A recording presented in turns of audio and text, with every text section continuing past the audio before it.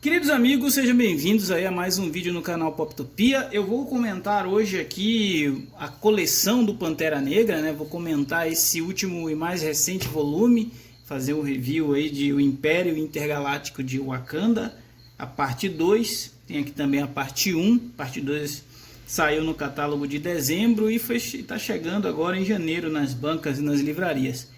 No entanto, como o intervalo desses títulos do Pantera Negra é muito grande, eu vou fazer uma retrospectiva, né? Eu vou fazer um resumo do que aconteceu até aqui para a gente não se perder. E como que começa essa fase do Pantera Negra?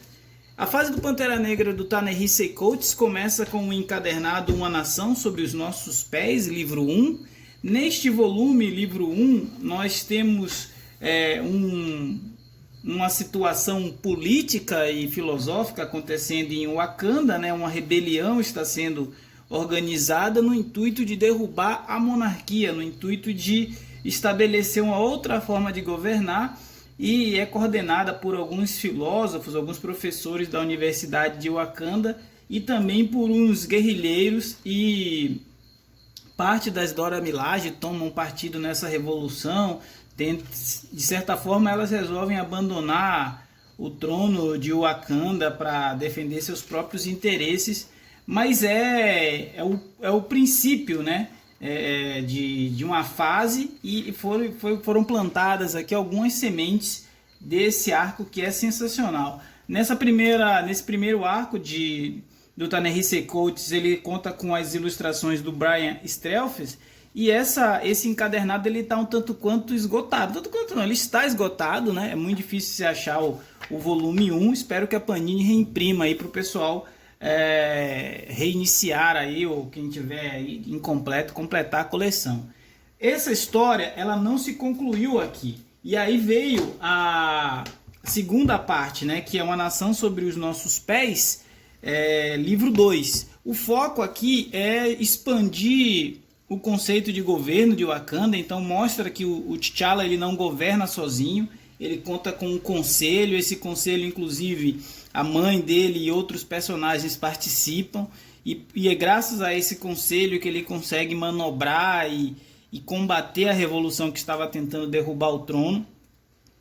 Ele, ao mesmo tempo que tem conexões com outros personagens do universo Marvel, a história é muito focada no núcleo wakandiano. Então, em um determinado momento, ele chama alguns amigos para ajudar: a Mystic Knight, a Tempestade, que é a ex-mulher dele, o Luke Cage e o Dobra, o que dá um tom à série, que é uma série focada em personagens negros, né, africanos ou afro-americanos.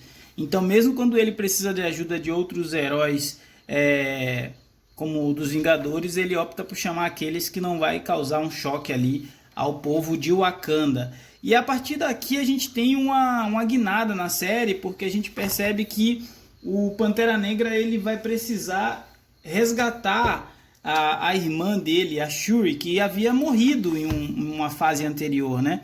E parte do que vem acontecendo acaba conduzindo para ele resgatar a irmã, que está num plano de pós-vida, que é explicado aqui como o plano das divindades africanas, um plano onde habitam a memória ancestral e, ao mesmo tempo, aquelas entidades que eles acreditam como sendo seus deuses, inclusive a deusa Bast, né, que é a deusa Pantera.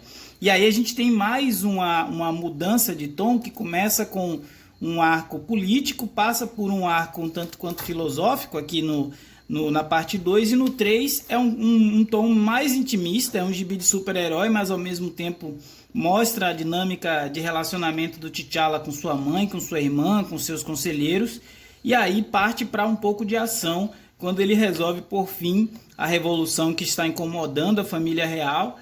Para isso ele conta com os conselhos de outros Panteras Negras, e aí a gente começa a ver que esse arco todo ele está interligado com o que aconteceu na série dos Novos Vingadores do Jonathan Hickman, né?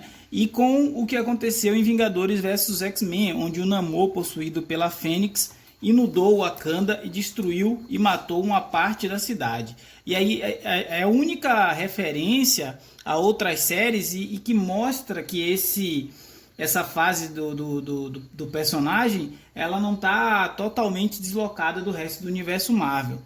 Com o fim do arco Uma Nação Sob Nossos Pés, tem início o arco Vingadores do Novo Mundo. Essa que para mim é uma das capas mais bonitas, né? Já produzidas aí pela equipe para a arte do Pantera Negra. Aqui a gente continua tendo o roteiro da Ta-Nehisi Coates, que é um jornalista americano, mas mudam os ilustradores. A gente tem o Wilfredo Torres e o Chris Sprouse. A gente, nesse arco aqui, o ponto de partida é que os wakandianos percebem que as suas divindades, os seus guardiões, estão abandonando eles.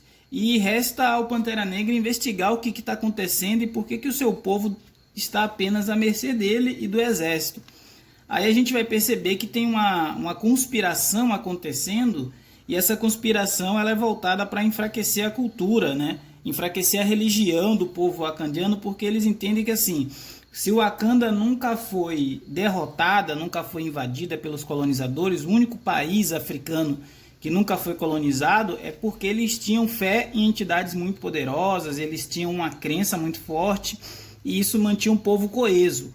E aí os inimigos de Wakanda entendem que a forma de derrotá-los é atacando esse aspecto da cultura de um povo. Tudo isso que eu estou falando é para dizer que não se trata de uma simples HQ de super-herói, né?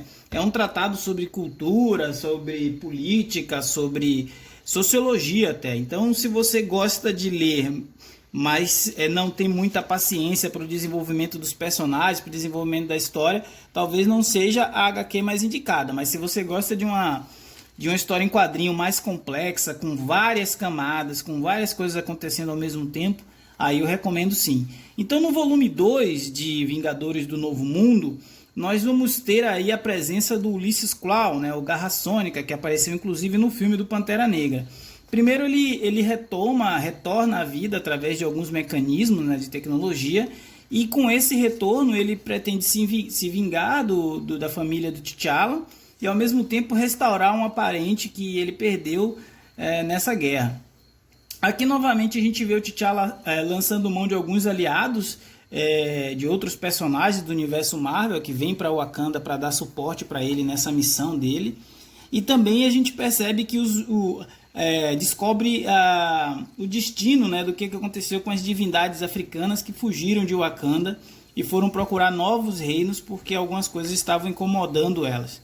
Então, ao mesmo tempo que a gente tem um pouco mais de ação, a gente tem ainda mais um mergulho na cultura da nação africana, a gente tem mais algumas vislumbres de tudo que o Ta-Nehisi Coates está projetando para o título, e aí a gente percebe que o Pantera Negra, apesar de ser o dono do título, ele não é um personagem central da trama. Eu diria que até aqui, nos 5 volumes, quando a gente chega nesse 5º volume aqui, Vingadores do Novo Mundo, é mais um título sobre conhecer o Wakanda do que sobre conhecer o Pantera Negra em si.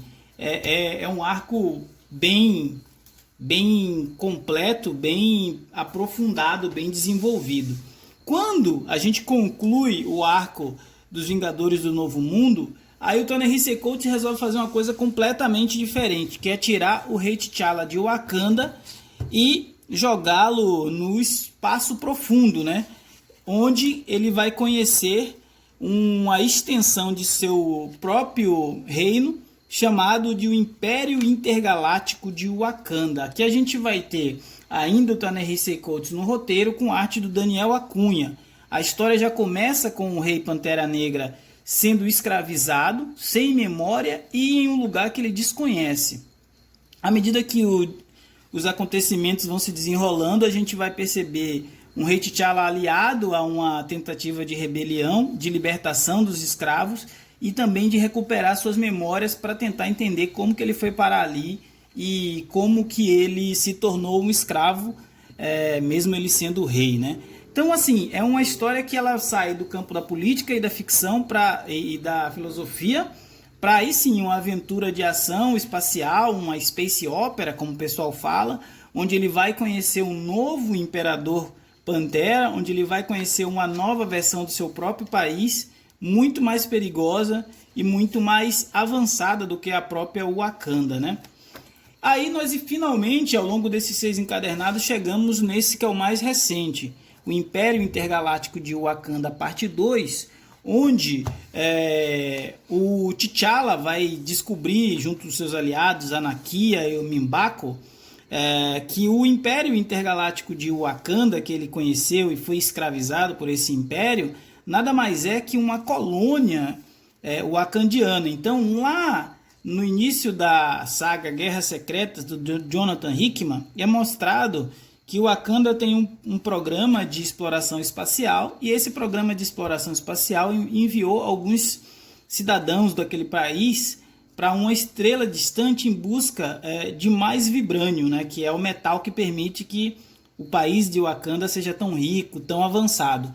E foi essa busca por mais vibrânio que fez com que essa colônia ficasse esquecida, só que lá o tempo passou de uma forma diferente e eles se expandiram e cresceram de uma maneira assim sem igual.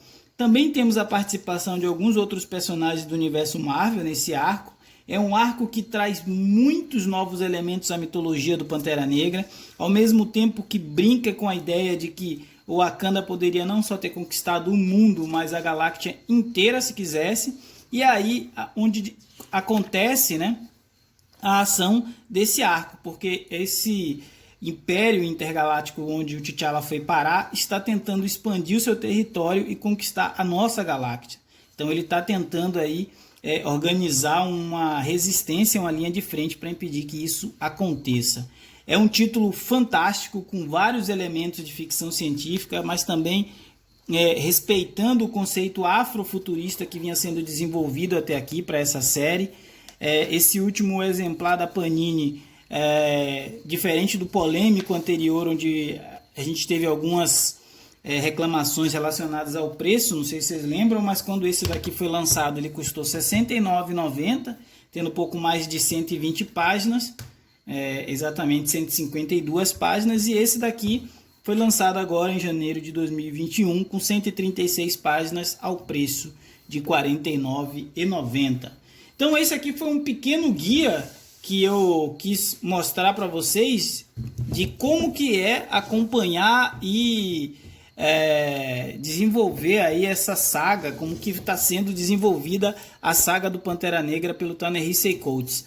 Essa série ela ainda não foi concluída lá nos Estados Unidos, faltam ainda pelo menos mais 6 números para sair, o que significa que a gente vai ter pelo menos mais 2 encadernados para finalmente conhecer o desfecho desse, que é talvez o melhor e maior esforço que a Marvel fez do Pantera Negra ter um título continuado, e acho que pela primeira vez a gente tem no Brasil tanto material do personagem sendo lançado.